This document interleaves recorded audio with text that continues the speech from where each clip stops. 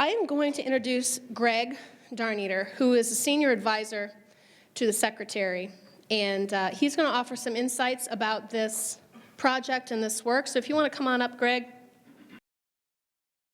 Where are all our West Coast folks? Raise your hands. Oh my goodness, you're on the outside. Okay, so all of those of you sitting around the West Coast folks, if you see them starting to nod off, would you just go and volunteer to go get them coffee or Coke or something?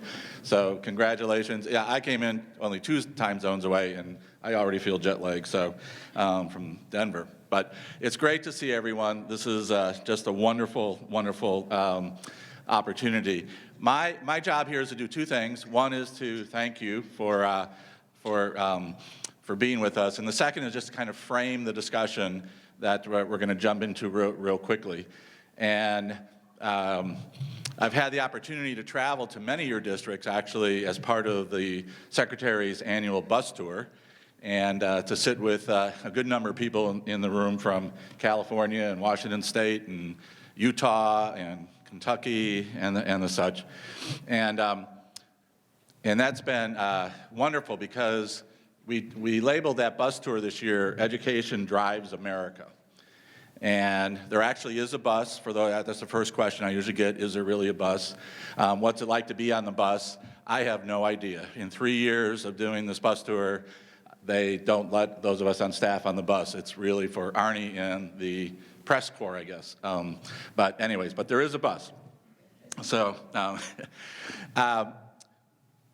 one of the things that the president talks about repeatedly, and in fact he did it in the debate just a little bit ago, was that there are 3 million jobs available today in the country.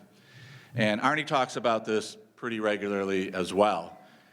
But we have this huge mismatch between what we're training people in this country to in terms of their degrees and where the job opportunities really are.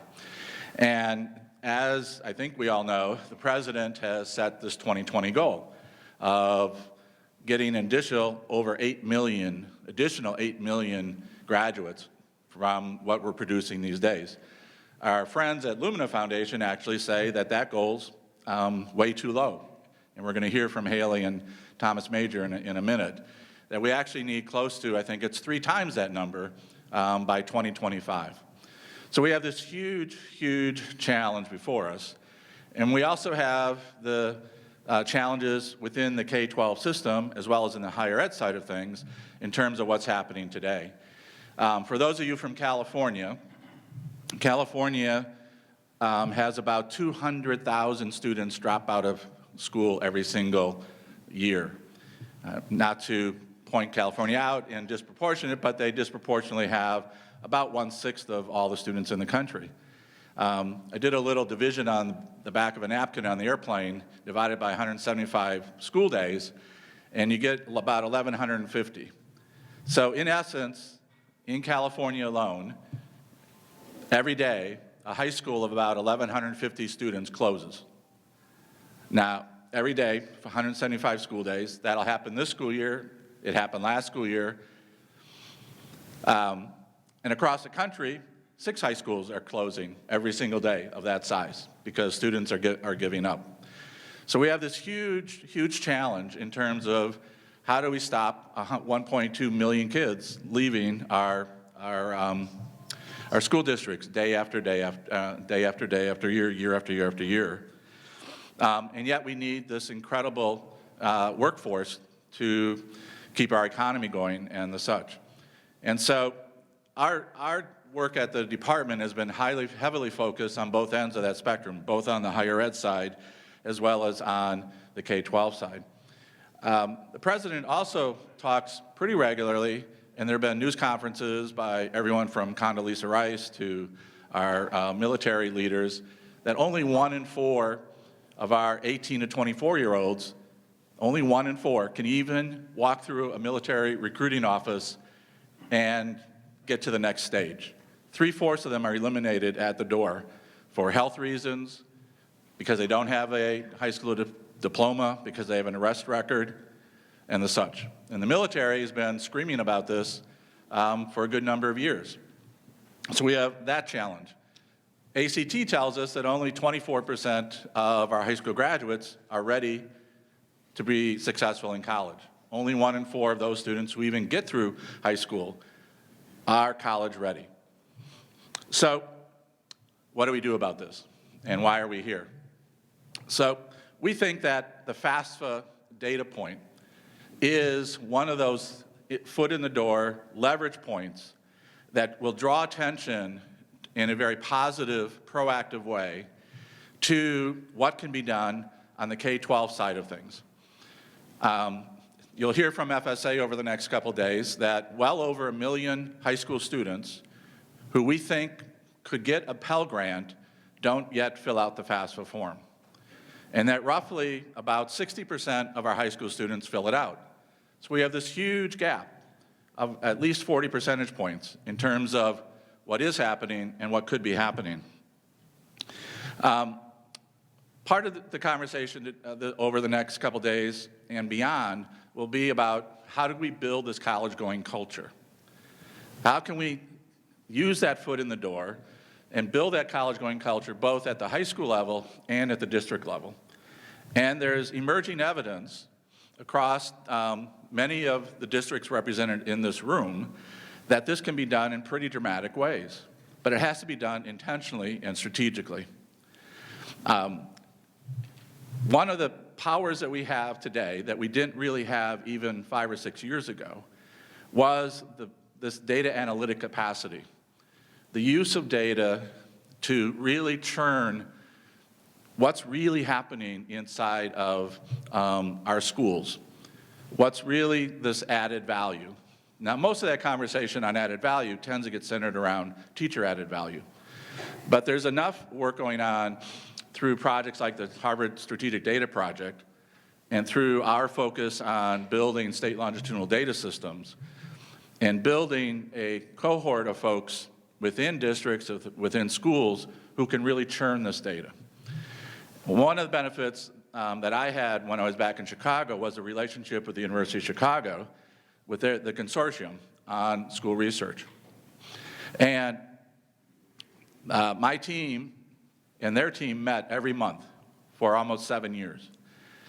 And the power of that relationship was such that I always felt like those researchers had the best interest of the district in mind.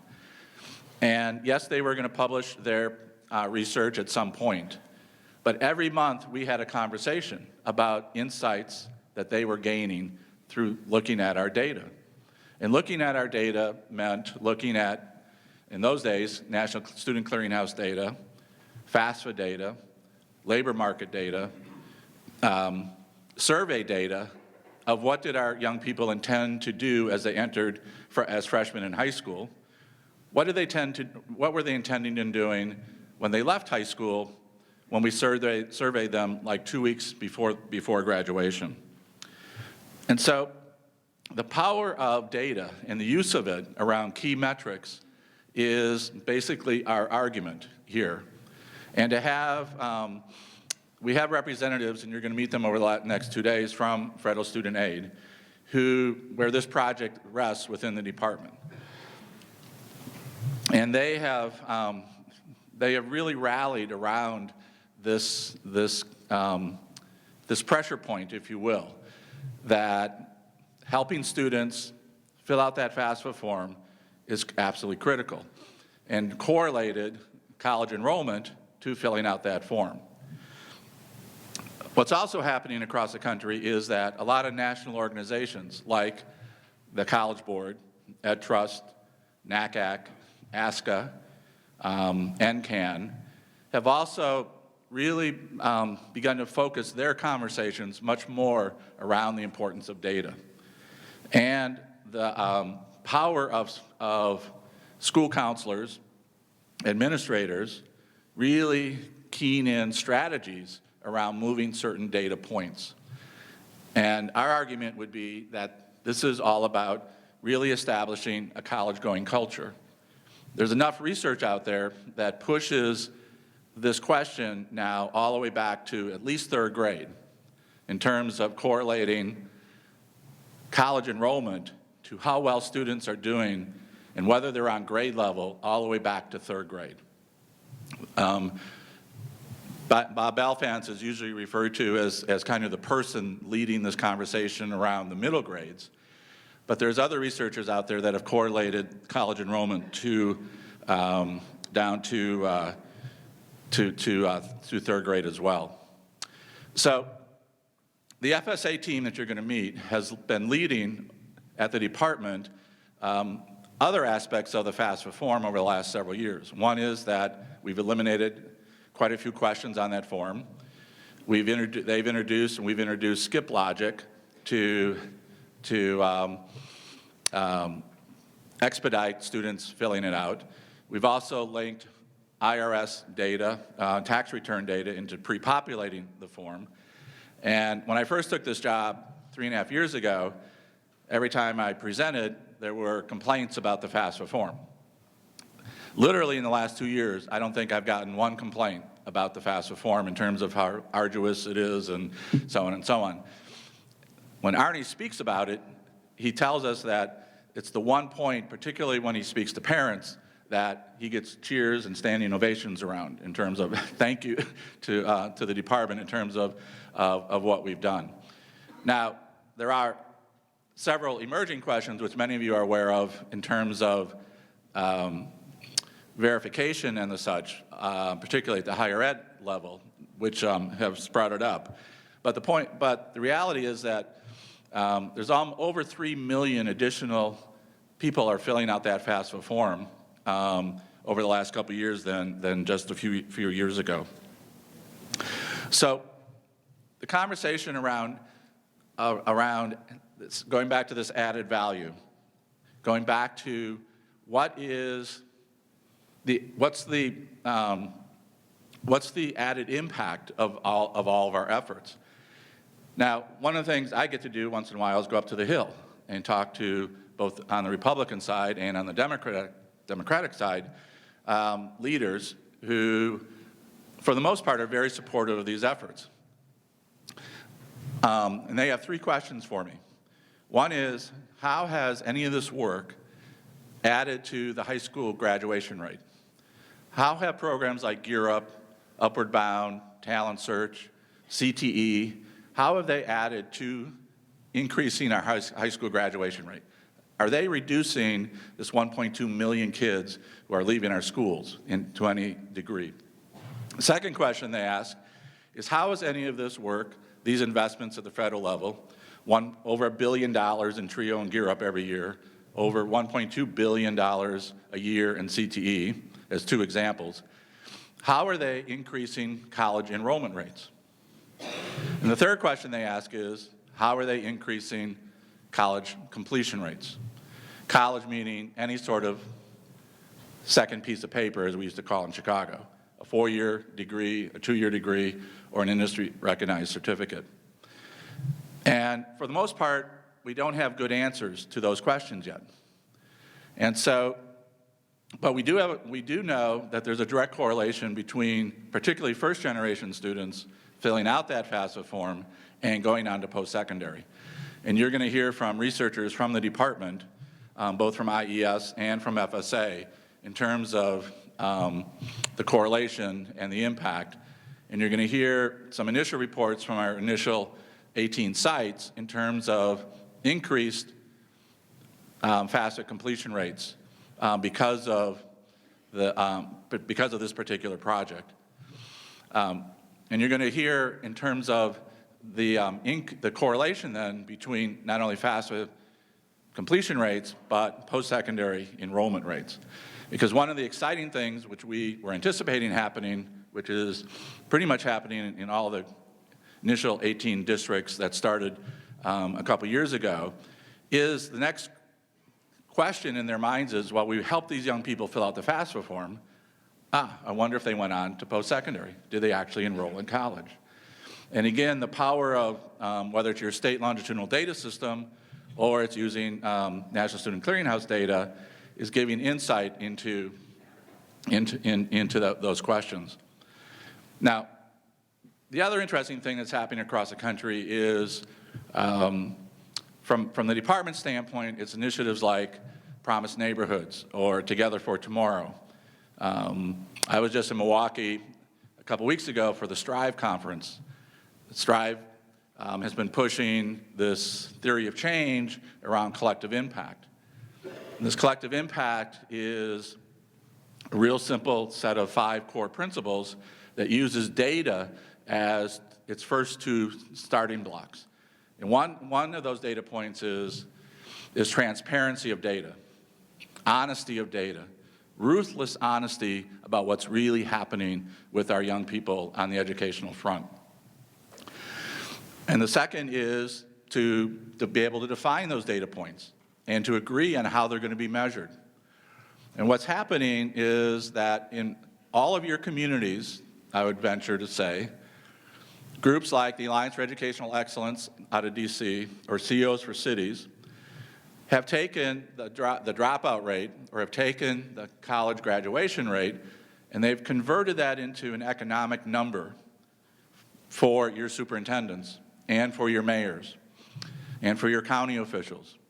And they have said, Mr. Mayor, the dropout rate in our city is impacting your budget in terms of decreased tax revenues and increased expenses on the criminal justice side and on the social welfare side to such and such a dollar amount. These dollar amounts tend to be fairly significant dollars. And so we have mayors and county officials listening to those of us in education in ways that I've never seen in 40 years. And this is a huge opportunity for us to organize and to intentionally bring to the table the political forces, the business forces, the civic forces, the social service forces, the faith-based forces in our communities around these key metric points. Because the Strive collective impact theory of change says let's figure out a set of benchmarks, milestones from readiness for kindergarten, which is where almost every community starts, through post-secondary graduation. What are the 7 or 8 mileposts from readiness for kindergarten that we as a community want to organize on impacting? And most communities go from readiness for kindergarten to 3rd grade reading levels.